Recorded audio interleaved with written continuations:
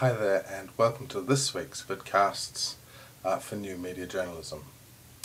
In two parts, this week we look at the surveillance society.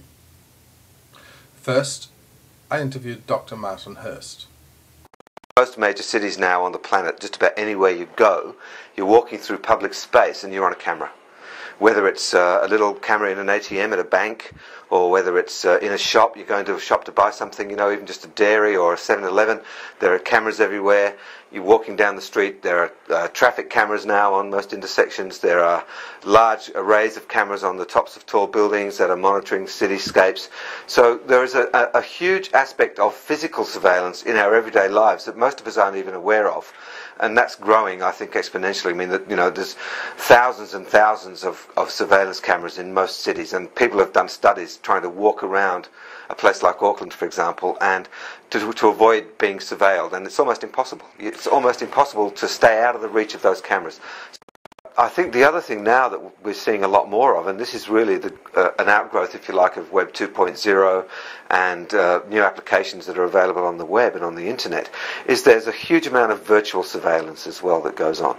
There's surveillance of transactions that we do online. If you use a credit card online, for example, there's a trail of that. If you visit a website that needs to get information from you, it will deposit a cookie on your hard drive that retains information about who you are, so that when you go back to that website, it allows you to come back again, and it might contain a login ID or some other information like that. There are cookies that are put onto our hard drives by marketing organisations that we don't really know much about either. And this is, for example, if you go to Google and you do a search and you're looking for a television, you might search plasma screen TV or something like that. After a few goes at doing this, Google actually knows, this person is looking for a plasma TV. I know, we've got some ads for plasma TVs in our database, I'll start sending them to this person. So your Google page will then start displaying for you, an ad from JVC or Panasonic or whatever it might be, to kind of direct your eye to that kind of thing. So there's that kind of surveillance marketing as well. And so I think that the idea of a surveillance society is really looking at the complexity of the surveillance that's going on around us now and the uses to which that has been put. Most of the time we don't know. There are huge multinational corporations like Asperion, and there's several others, mainly Americans, who are collecting this kind of data. But they're not just collecting little bits of information, they're actually matching that against other information. So, for example, they go and they download the electoral roll. So they've got your address. Then you go to a website and you sign up to get an email alert, about plasma TV sales at JVC Hi-Fi, something like that. They get that data, and then they can look at the data that the banks have got, because all of these organisations that collect the data, even though they have a privacy policy, if you look at the fine print, it usually says any other purpose that we wish to do, or we share this data with our commercial partners. So that data is actually going into all kinds of other different realms that you don't know anything about.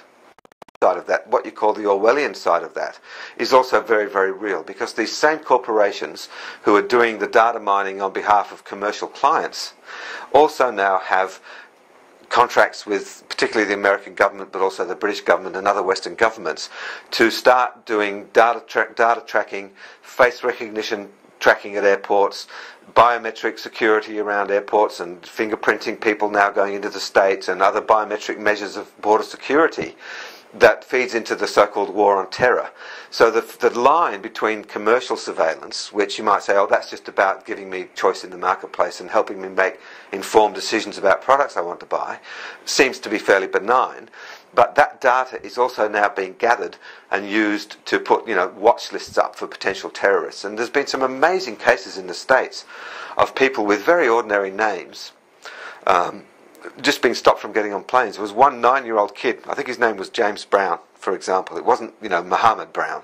It was James Brown or something like that. 9-year-old kid was on a watch list along with several other James Browns, because somebody at some point with the name James Brown had come to the attention of the FBI and was put on a watch list. And so now everybody travelling under that name is under surveillance.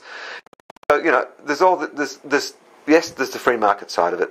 Yes, there's also an Orwellian aspect to it. But I don't think we're yet at the point where we could say that we live under a kind of Orwellian dictatorship where we are constantly being watched for political correctness. We haven't got to that stage yet. But is it fair to say that in Western democracies where citizens feel they're not under the thumb of a totalitarian government, we're somewhat naive about this, and in fact we're so naive that we offer up our own information to sites like Facebook. You don't have to pay to join Facebook.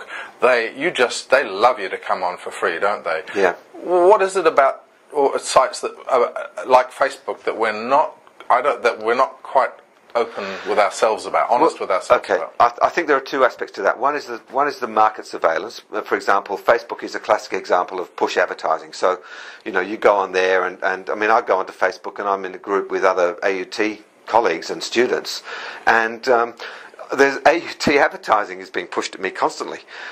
The second aspect of that that's a bit more Orwellian is the fact that people are now surfing Facebook to check up on people.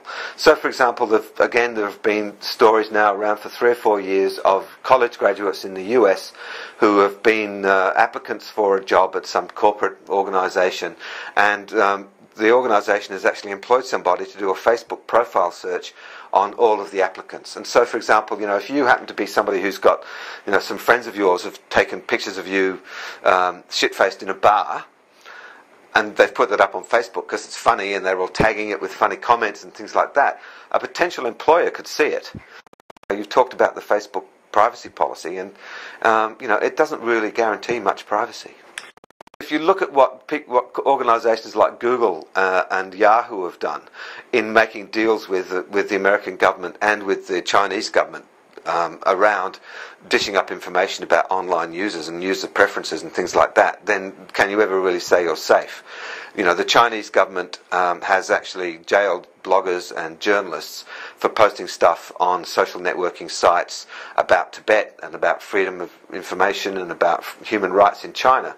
They've been caught for this, and they've been charged with, basically treason-style offences, and they've been jailed. In the US, these social networking organisations have made deals with the FBI and the CIA to track potential terrorist activity, because the argument, of course, is, well, terrorists use coded language in sites like Facebook to talk to each other. I think terrorists are a bit smarter than that, personally. We haven't today even mentioned the word journalist. Why are we talking about surveillance society on a new media journalism course? So, why is this important for journalism students? Well, I guess there's a number of things. The first one is that Facebook is becoming quite a useful application for journalists. In fact, all kinds of social networking tools are. Things like Bebo, things like YouTube, they're sources for stories, and even a couple of students have actually been on TradeMe forums asking questions and trying to get information and stories from people there that they can incorporate into their stories. So they're doing kind of online interviews and trying to find sources through using these social networking tools. And I guess stuff from social networks often appears in the newspaper. If you're unfortunately run down tomorrow on your way home from here, for example, from uni, in a car accident, it's likely that somebody from the Herald would be jumping onto your Facebook page within minutes and trying to get a photograph of you that they could use online or in the paper the next day, because then they don't have to go and get one from your mum. They don't have to go and do a death knock. So, there are tools available to journalists online that are involved with social networking. The other side of it is, I guess, that journalists need to be writing about stuff, and they need to be aware of what's going on around them. So in this case, I guess it's about raising awareness of the good sides of the web, and I guess a few of the downsides as well. I mean, the good sides are you can connect with people all over the world in a virtual way that you can't do in a physical sense. You can be in touch with sources and contacts overseas. You can make arrangements to go on travel and visit these people, after you get to know them for a little while. There's all sorts of things you can do with social networking tools that are valuable. The downside, of course, is things like the surveillance society. And journalism students and journalists need to know about that, because it's a story. Pure and simple, they need to be able to write about this stuff. And it's part of their general kind of awareness of the world around them and not taking things for granted. You don't hear much about the dark side of the web. Most of it is kind of hype. And I think as journalists you need to be skeptical and critical, and this is just part of that skepticism. It's about finding out the good and the bad and being able to relate to that.